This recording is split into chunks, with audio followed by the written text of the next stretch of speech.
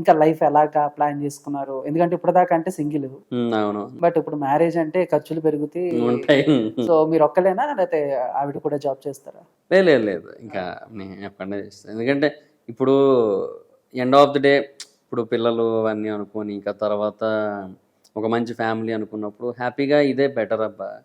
వాళ్ళకి ఎక్కడ లేని స్ట్రెస్సులు ఉంటాయి ఆల్రెడీ ఇంట్లో వర్క్లకి.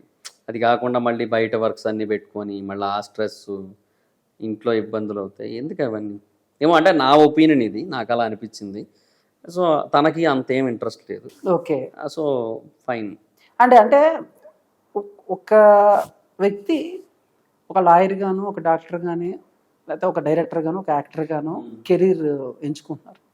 బట్ ఈ మధ్య కొంతమంది ఒక రివ్యూవర్గా దాన్ని ఒక జాబ్గా సెలెక్ట్ చేసుకుంటున్నారు. సో అది ఎంతవరకు కరెక్ట్ అని అంటారు? అంటే ఫ్యూచర్ ఎలా ఉంటుంది? లైక్ మీ మాటలో ఒక 2 wordsలో, సో ఒక రివ్యూవర్గా ఒక డబ్బులు సంపాదించుకునే మార్గం ఎలా ఉంటుంది అని అంటే ఏం చెప్తారు? పర్లేదా, ఓకేనా?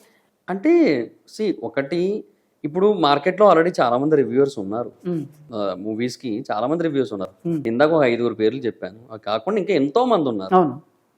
ర్యాట్ ప్యాక్ చెక్ అని, మూవీ మ్యాటర్స్ అని, తర్వాత మూవీస్ ఫర్ యూ అని, మిస్టర్ బి అని, తైవ్యూ పేరు ఆల్రెడీ ఇందాక చెప్పాను కాబట్టి ఓకే. సో ఒక 10-15 మంది దాకా ఆల్రెడీ ఉన్నారు.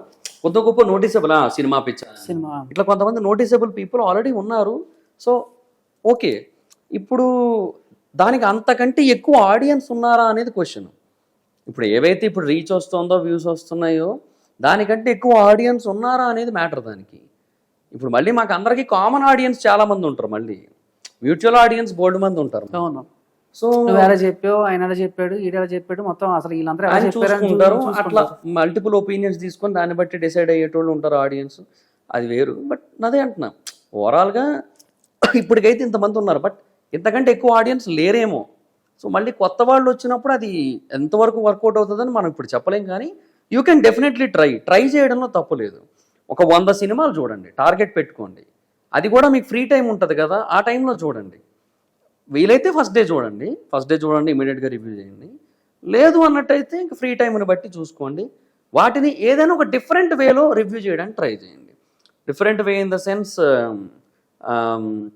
మేబీ కంప్లీట్గా టెక్నికల్ ఆస్పెక్ట్స్ని కవర్ చేస్తూనో, మేబీ లేదంటే కంప్లీట్గా అగైనిస్ట్గానో సినిమాలకి, లేదంటే కంప్లీట్గా ఒక హీరో కోసం మాత్రమే మాట్లాడుకుంటూనో, ఒక హీరో బేసిస్ ఛానల్స్ పెట్టచ్చు. యాక్చువల్లీ అది మంచి సక్సెస్ఫుల్ కాన్సెప్ట్. యాక్చువల్లీ ప్రభాస్ గారి కోసమో, అల్లు అర్జున్ గారి కోసమో ఇట్లా అనమాట.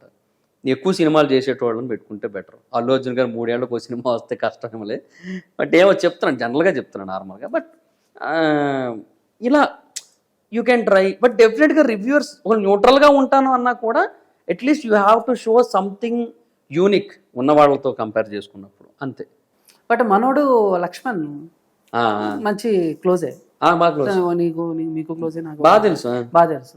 ఓ రీల్ చూసాను మీ ఇద్దరిది, మీరు ఏదో రివ్యూ చెప్తుంటే మనోడు చెక్ పుల్లెలికి ఇస్తే అవతల పో, ఇందుకే బూతులు వస్తాయి, నేను ఆపుకుంటాను. అది స్క్రిప్ట్ అయినో.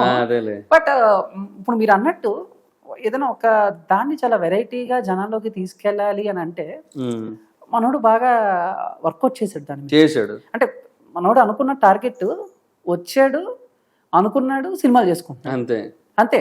మళ్ళీ అక్కడ ఏం కావాలనుకుంటున్నాడు అది చేసాడు. అది రెడీ. అంటే డైలాగులు పర్ఫెక్ట్ రాసుకుంటాడు. చిన్నప్పుడు నాకు ఇష్టమైన చాక్లెట్ ఆశ ఈ సినిమాలో అదరగొట్టేసిన త్రిష అంటాడు.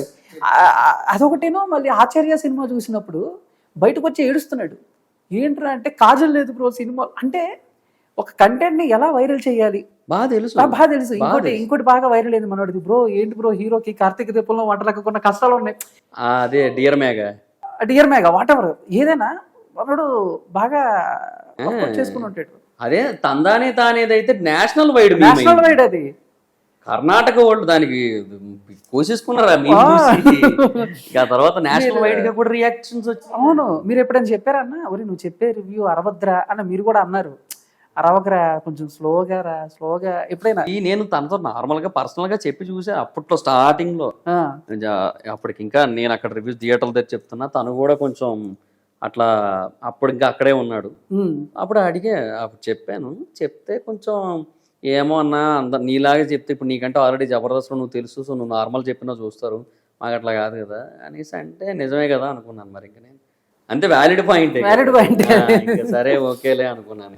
ఓకే. బట్ ఆ తర్వాత అప్పుడు తనకి యూట్యూబ్ పరంగా కానీ ఇన్స్టా పరంగా కానీ ఏ డౌట్లు వచ్చినా నాకే ఫోన్ చేసేవాడు. ఆ విశ్వక్స్ ఏంది, ఆ పెట్రోల్ కాంట్రవర్సీ అయినప్పుడు అన్న ఇట్లా జరిగిందన్నా ఏందన్నా ఇప్పుడు నా పరిస్థితిని భయపడిపోతున్నా నాకు ఫోన్ చేస్తే, ఇప్పుడు దీనివల్ల ఇంకా నీకు మైలేజ్ వస్తుందిరా, ఇంకా నీకు చాలా ప్లస్ అవుతుంది నీకు ఇట్లాంటివన్నీ అని చెప్పాను. మనోడు అప్పటి నుంచి ఇంకా అప్పటి నుంచే లేచింది ఇన్స్టాలేషన్ మనోడిది. బట్ మనోడు కెరీర్ కూడా బాగా సెట్ చేసుకున్నాడు. అది ఒక ప్లానింగ్. బట్ ఇంకోటి ఏంటంటే వాడి యాడ్లు చాలా క్రియేటివ్ గా ఉంటాయి అండ్ ఈగోస్ ఉండవు, యాటిట్యూడ్ ఉండదు. గబుక్కుని చూసిన మనోడే వస్తాడు. నేను కొంతమందిని చూసాను, బ్రో తీసుకునే విధానం కూడా లక్ష్మణ్ బ్రోది బాగుంటది. Okay, done. ఫైనల్గా అయితే బిజినెస్ పెట్టుకున్నారు, పెళ్లి చేసుకున్నారు. అన్న ఈ సినిమా అవకాశాలు రావట్లేదా, లేకపోతే మీరు వచ్చినా చేయట్లేదా? వచ్చాయి కొన్ని, నేను చేయలేదు. అంటే ఇంకా తర్వాత నేను ఇంకా బిజినెస్ అనే కాన్సెప్ట్ లోనే ఉన్నాను. సో అట్లా అనమాట. ఇప్పుడు అమ్మా నాన్న ఫ్యామిలీ అంతా హ్యాపీ? ఫాదర్ లేరు. ఓకే. అది 2012 లోనే ఎక్స్పైర్ అయిపోయారు. ఓకే. సో లేరు, మదర్, నేను. ఓకే, అంతా హ్యాపీ. అంతే. రిలేటివ్స్ వీళ్ళంతా వాళ్ళ సైడ్ గుడ్. ఒకప్పుడు ఇంకా ఏం ఉండేది కాదు. ఇప్పుడు మా రిలేటివ్స్ లో నేనే కొంతమందికి హెల్ప్ చేస్తున్నా. So good. ఇప్పుడు జబర్దస్త్ లో టచ్ లో ఎవరు లేరన్న? ఇప్పుడు ఉన్నారు, సీన్ అన్న ఉన్నారు, గెటప్ సీన్ అన్న ఉన్నారు, ఆ తర్వాత ఆది అన్న ఉంటారు. మనం ఫోన్ చేయాలి కానీ అందరూ ఉంటారు. అంతేందుకు మన పెద్దంతల్లి టెంపుల్ దగ్గర మీటింగ్ అయింది, దానికి రమ్మని నాకు ఫోన్ చేసింది ఆది అన్న. గెటప్ సీన్ అన్న మెసేజ్ పెట్టాడు, ఇద్దరు పెట్టారు. రావాలని అనుకున్నా, దాని బిజినెస్ స్టార్ట్ చేశా. కరెక్ట్ 15 స్టార్ట్ చేశాను, వీళ్ళు 19 పెట్టారు. ఆ ట్రైనింగ్ సెషన్స్ ఇంకా నడుస్తున్నాయి. హైదరాబాద్ లో ట్రైనర్స్ వచ్చారు స్టాఫ్ కి. ఏంటంటే ఆ discipline training, food and beverages cafes లో ఎలా ఉండాలి, అప్ సెల్లింగ్ అంటే ఏంటి, సో ఇట్లాంటివన్నీ ఉంటాయి కదా. సో ఈ టైప్స్ ఆఫ్ ట్రైనింగ్స్ అన్ని జరుగుతూ ఉన్నాయి. లాస్ట్ డే అది ఇంపార్టెంట్ డే అనమాట. వాళ్ళేమో సార్ మీరు లేకపోతే అవ్వదు సార్, ఇది మీరు ఉండాలి, మీరు కూడా చెబుతూ మీకు కూడా చెబుతూ వాళ్ళకి చెప్పాలి, మేము మీరు ఉండాల్సిందే అది ఇదని అంటే ఇంకా మరి తప్పలేదు నాకు. ఇంకా అయ్యో, లేకపోతే చక్కగా లేదంటే వచ్చామండి పెద్దంతల టెంపుల్కి వచ్చేదాన్ని.